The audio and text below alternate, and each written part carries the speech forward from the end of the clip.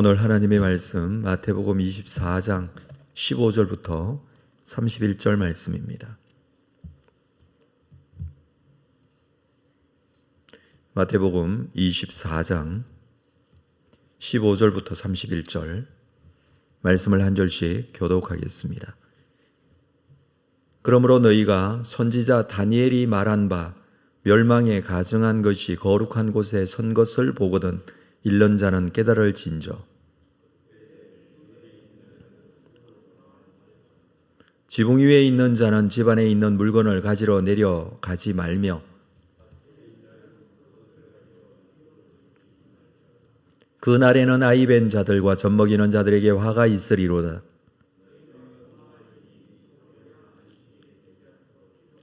이는 그때에 큰 환난이 있겠음이라. 창세로부터 지금까지 이런 환난이 없었고 후에도 없으리라.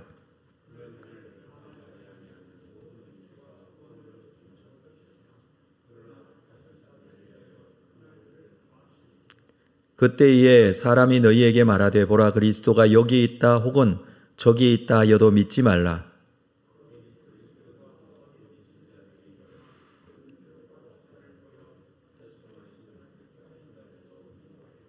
보라 내가 너희에게 미리 말하였노라.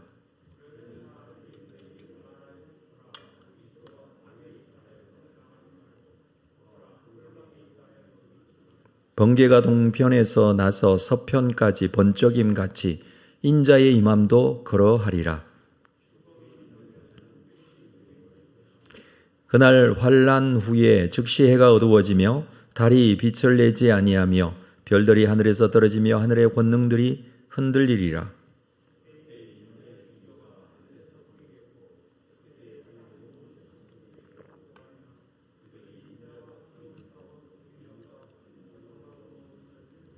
함께 읽습니다. 그가 큰 나팔 소리와 함께 천사들을 보내리니 그들이 그의 택하신 자들을 하늘 이 끝에서 저 끝까지 사방에서 모으리라. 아멘. 예루살렘 성전이 무너질 것이다 라는 말씀과 함께 이 마지막 때에 일어날 일들에 대해서 예수님께서 계속 말씀을 하십니다.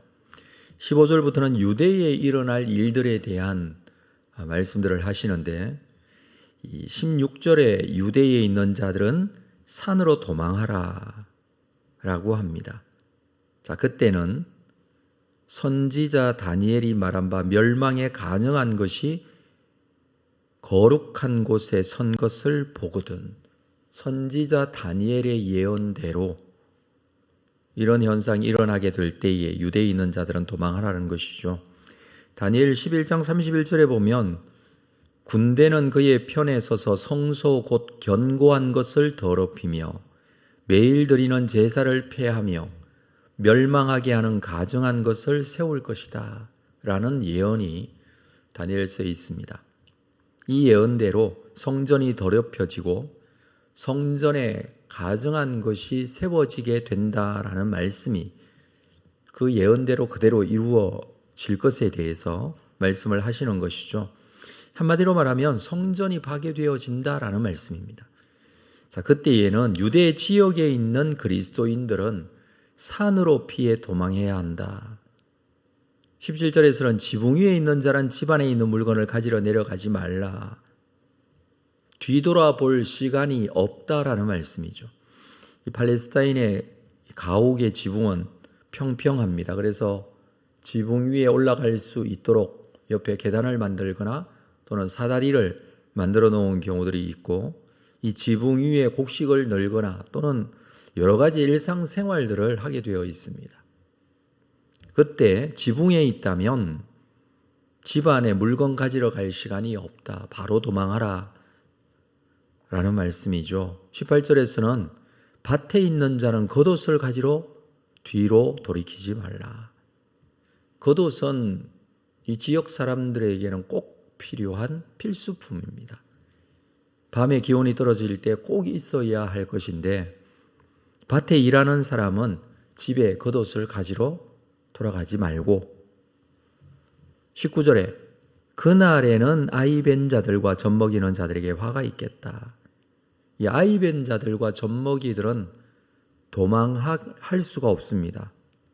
아이가 있는 자는 도망하다가 아이 울음소리 때문에 숨을 수도 없고 화가 있겠다라는 말씀이죠. 너희가 도망하는 일이 겨울이나 안식일이 되지 않도록 하라. 겨울이면 비가 내리는 우기가 되기 때문에 도망하기에 너무 불편하고, 뿐만 아니라 이 안식일이 되지 않도록 하라는 것은, 안식일은 예배드리는 날이고 회당에 모이는 날인데, 그날 이곳으로 향하지 않고 회당이나 성전으로 향하지 않고 정반대로 도망해야 한다는 것 자체가 바로 이 날은 비통한 날이 될 것이다 라는 말씀입니다. 그리고 21절, 이는 그때 큰 환란이 있겠습니다. 창세로부터 지금까지 이런 환란이 없었고 후에도 없다라고 합니다. 예루살렘 성전이 모욕을 당하고 도성이 멸망하는 날, 이 사건은 역사의 끝에 벌어질 비극을 겹쳐서 지금 보게 될 것이다. 지금 실제로 예루살렘 성전이 무너지는 일과 마지막 때, 종말의 때에 일어날 일을 함께 말씀을 하고 있습니다. 예수님께서 말씀하시는 대로 AD 70년의 디도 장군의, 로마의 디도 장군에 의해서 예루살렘 성전이 무너지죠. 이 도성이 함락이 되고 성전이 파괴가 되어지는 그날, 자, 그날을 앞으로 일어나게 될 역사적 종말, 마지막 때의 사건과 함께 지금 말씀을 하고 있다는 것이죠. 환란이 너무나 비극적이고 그날을 감해지지 않으면 살아남을 수 없다라고 합니다.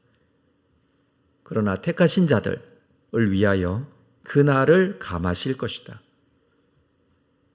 마지막 때가 되면 이런 환란이 있겠고, 이 날은 도망해야 될 날, 예루살렘 성전이 무너져 내렸던 그때와 같이 될 것이다 라는 말씀입니다. 그러나 택하신 자들을 위하여 그날을 감하실 것이다. 이 감하실 것이다 라는 것은 환란의 경도가 약할 것이다 라는 말씀이 아니라, 감하실 것이다 라는 것은 그 택하신 자들을 구원하신다 라는 말씀입니다. 이 날은 택함을 받은 자들에게는 구원의 날이 된다. 자, 23절 이후에서는 이 종말의 때에, 이 마지막 때에, 이 환란의 때에 일어나게 될 사건들에 대해서, 특별히 교회가 감당해야 될 일들에 대해서 말합니다.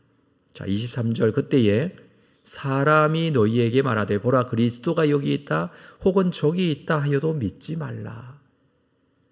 마지막 때에 이 거짓 그리스도가 나타나게 될 것이고, 여기 있다 저기 있다 많은 사람들이 일어날 것이다. 그때 믿지 말라고 합니다.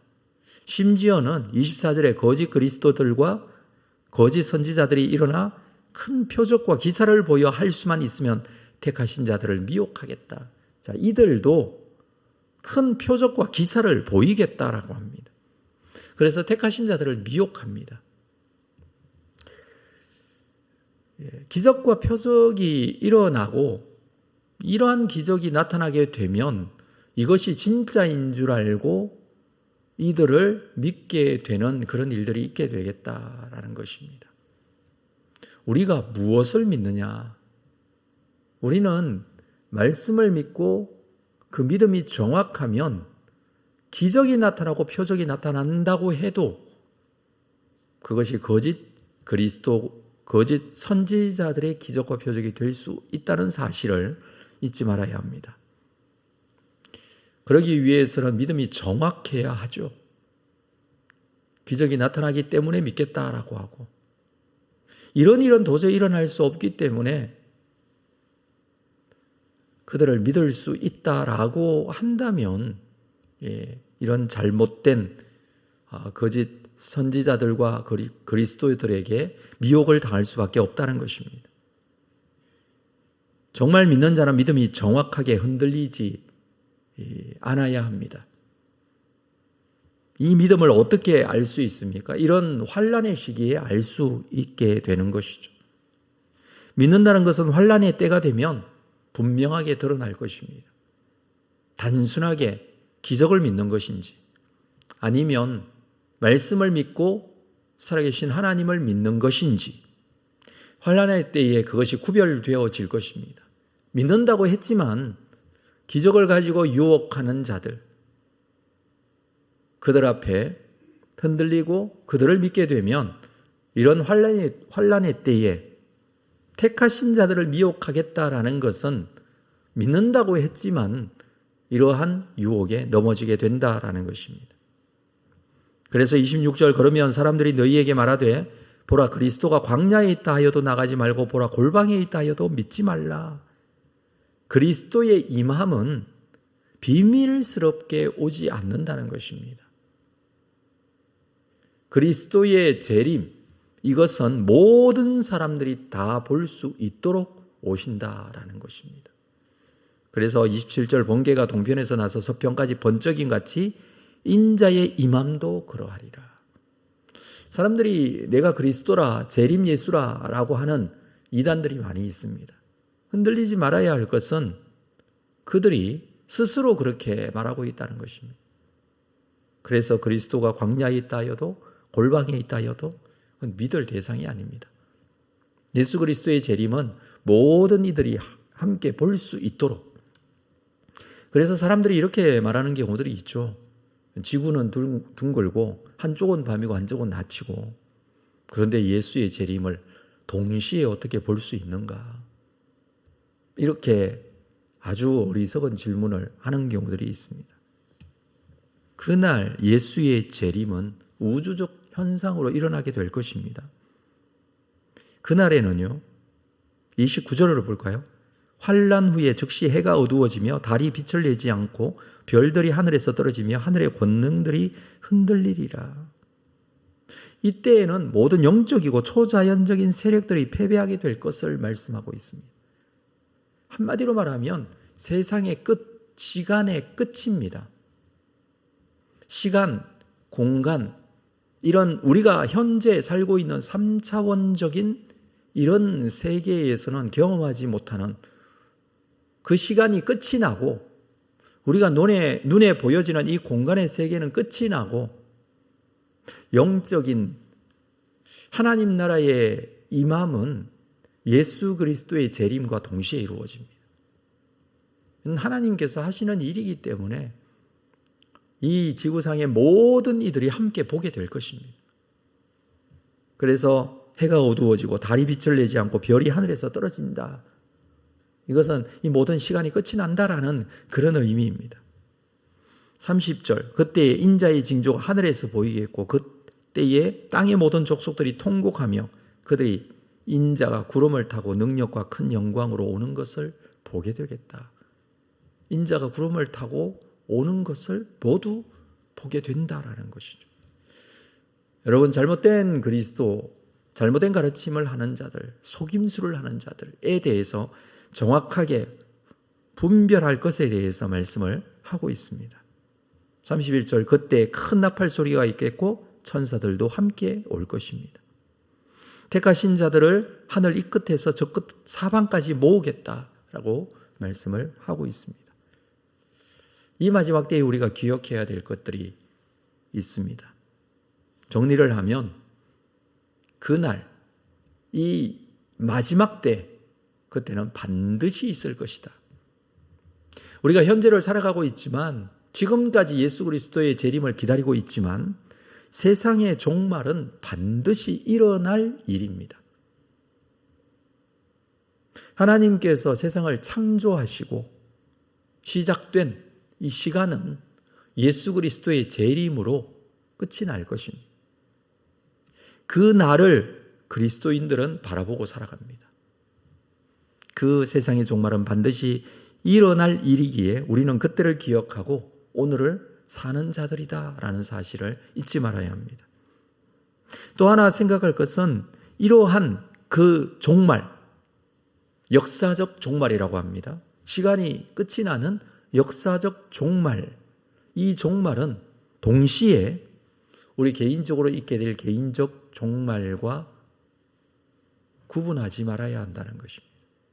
무슨 말이냐 하면 온 세계 지구에서 일어나게 될 마지막 역사적인 이 종말의 때, 그때가 언제인지 우리는 잘 모릅니다.